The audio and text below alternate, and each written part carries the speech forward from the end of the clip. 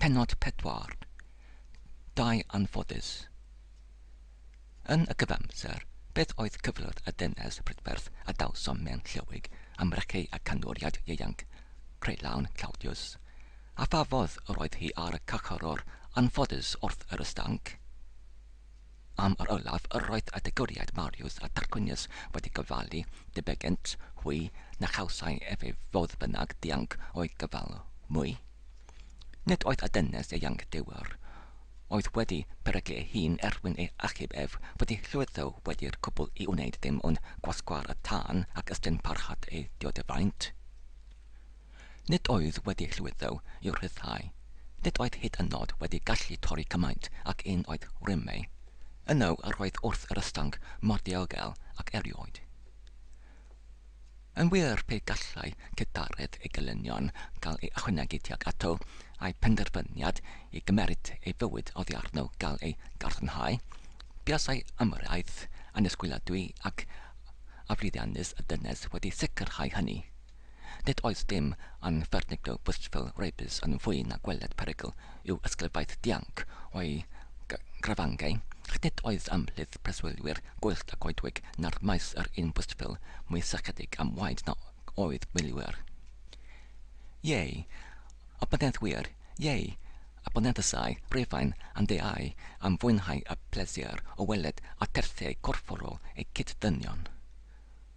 Yr oedd y milwyr personol wedi bod mewn ysgol dda am hynny. Yr oedd y camp ymladdfeydd ar y pryd hwnnw bri yn Rhufain.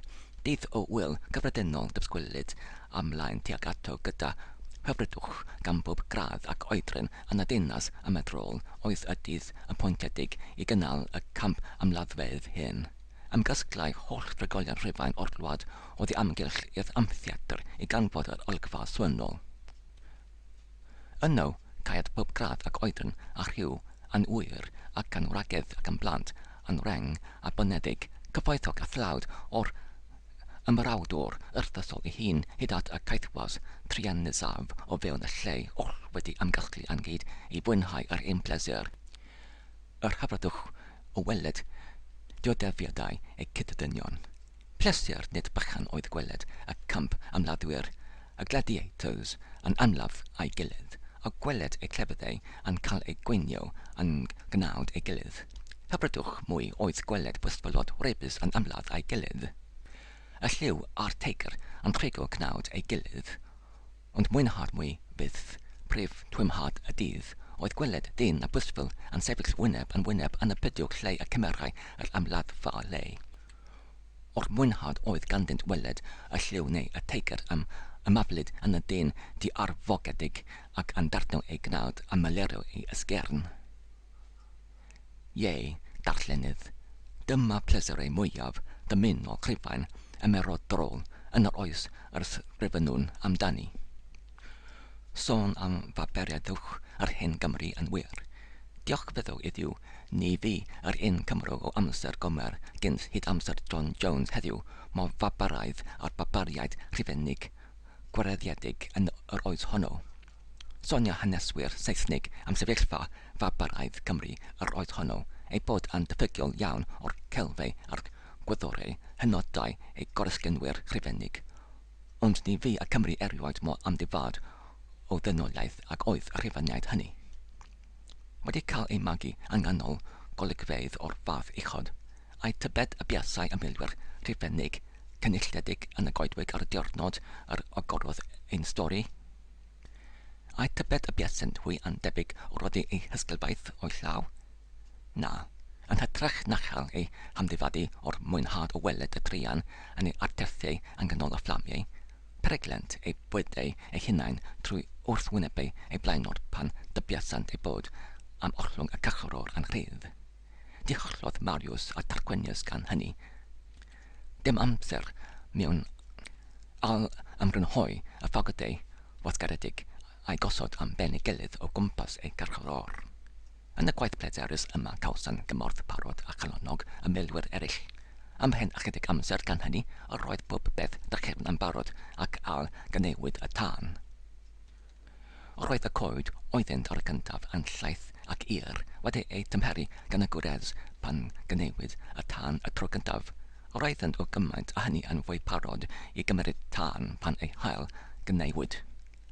Llamau a fflamiau tuag I fyny, fel pei yn arbydus yn brofi gwaed at cachro'r trian, ar hwn oedd bellach eto wedi gostwng ei ben mewn anabaith a'i lygaid yn ngau, a'i ein yn pwyso ar ei fynwys, ni cymerau un sylw o wawd a wadgaredd ei boenedwyr. Beth am dy Iesu yn ar? Gofynnau Mariws pan oedd ef a'i gyd degwriad wedi gorffen ei gwaith. Ac wedi rheddio I gael gan y fflamiau I ysgyn I fyny yn fwy awyddus fydd. Beth am dy Iesu yn ar?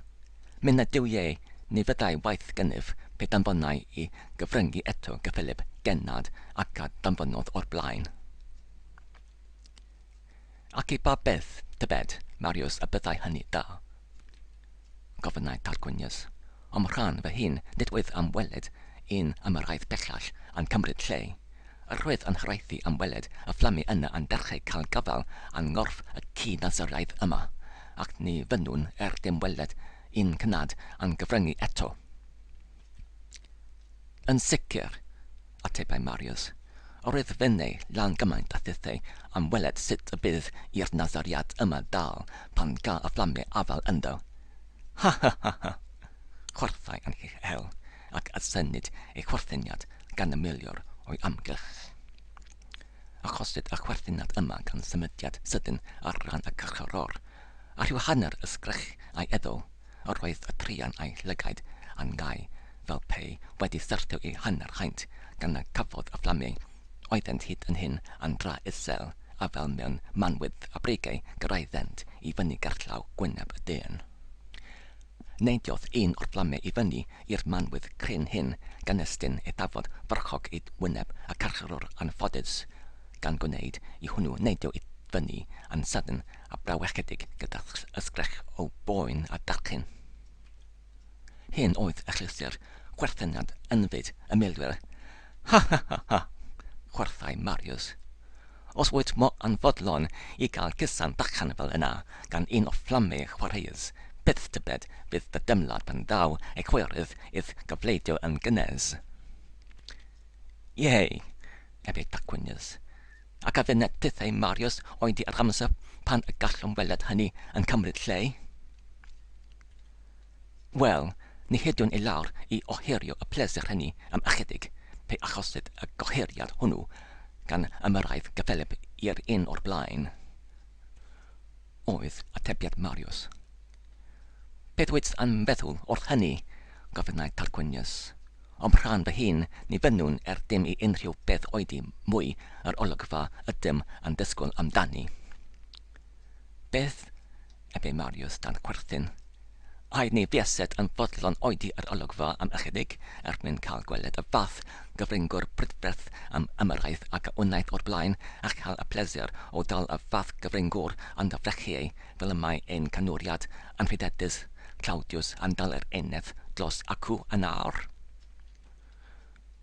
Roedd y cachorwr drychifn wedi cael ei lygaid ac oblygu ei ben, ond pan ddysgynodd y geri hyn ar ei glistau trymion, cododd ei ben ac edrychodd tir fan lle y safai Claudius eto yn dal yr eneth yn ei frechu. Fel yr edrychau y carcharor, gwelai y canwriad yn plygu ei ben ac yn gwasgu gysan nwydus ar weddysau yr eneth dy demlad. Gwenai y milwyr yn awgrymiadol ei gilydd. Tra y llenwyd calon y cacharor gan fwy o arswyd o'r weled sefyllfa diamddiffyn yr eneth brydweddol nag a gafodd y fflamu arno. Cododd gwryd I wyneb gwelw.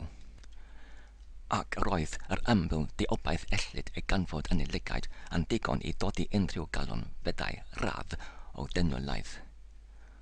Ofer hynny oedd yn biliad o'r farth ar milwyr barbaraidd hyn, felly plygodd y trian ei ben darchefn tra a gwelid ei weddysau yn symud mewn gweddi dystaw.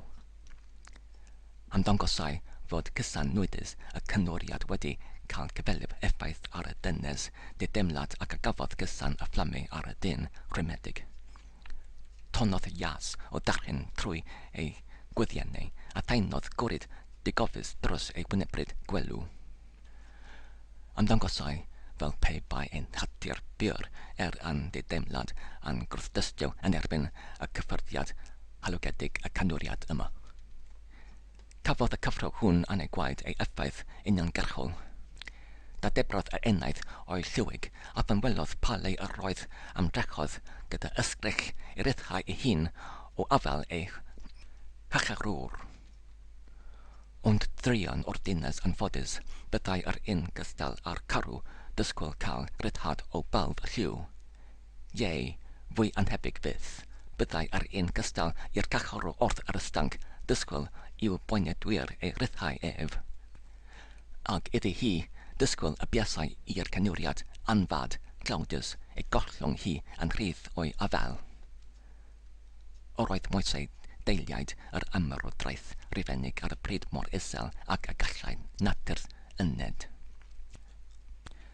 Roedd holl gymdeithas yn segredig i'w calon, oedd diwerdeb yn wawd, a ffyddlandeb priodasol yn watwar. Pan roedd torp priodasau yn cymryd lle am fenyddol. Pan roedd priodas yn ddim ond ffyrdd allanol, yn rhymyn oedd yn gyffredin iawn yn cael ei dorri mewn ychydig o wythnosau neu fisoedd o bellaf. Pan roedd un beth gyffredin i'r un gwr priodi dwsyn o wragedd ac i'r un wrag priodi dwsyn o wir ar ôl ei gilydd ac i gael ei ryddhau trwy ysgariaeth cangynted ac blined ar ei gilydd. Ie, pan oedd un o'r teimlu, cyfoethocaf yn y byd yn cael ei gynnal mewn gorwychter tu hwnt i eddo un diw na diwyas, baganaeth arall yn hollol drwy wasanaeth cannoedd o fenywod segredig cyhoeddus. Oeddent wedi cyflwyno eu cyrff i wasanaethu i diwyas anfad, pan oedd sefyllfa moesau y byd ar yr adeg honno y fath a nodwyd, pa obaith allai fod yn ennydd di amddiffyn y biasau dyn moethus a segredig fel Claudius yn grandaw ar ei hapel. Ymddangosau hithau fel pe yn darllen ei galon yn ei lygaid, ac ychwanegodd ei hymdrechion i ryddhau ei hun o'i afael.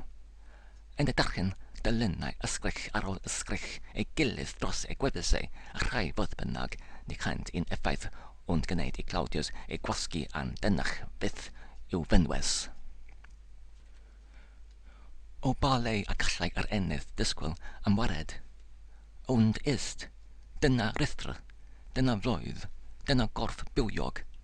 Cadarn yn llamu o'r coed, cyfagos, yn rhithro drwy ganol y milwyr, gan hyrddio targwynius a marius a draws ei gilydd i ganol fflamu yr ystanc, yn llamu at y dynes yn ei rhigo o gol gladios ac yn gwthio y canwriad, synedig hynny o'r nelltil gyda'r fath nerth fel y syrthiodd yn erbyn coeden gerllaw.